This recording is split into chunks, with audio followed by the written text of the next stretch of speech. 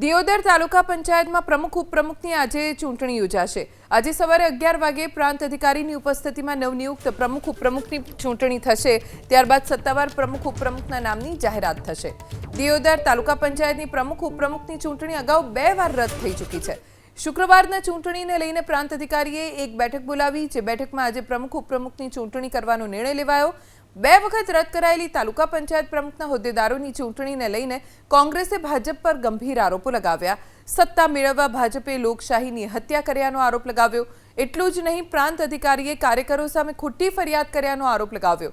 કોંગ્રેસ આજે યોજાનારી ચૂંટણીમાં દિયોદર તાલુકા પંચાયતમાં સત્તા મેળવશે તેવો આશાવાદ પણ વ્યક્ત કર્યો। 2 વખત રદ કરાયેલી તાલુકા પંચાયત પ્રમુખના હોદ્દેદારોની ચૂંટણીને લઈને કોંગ્રેસે ભાજપ પર ગંભીર આરોપો લગાવ્યા।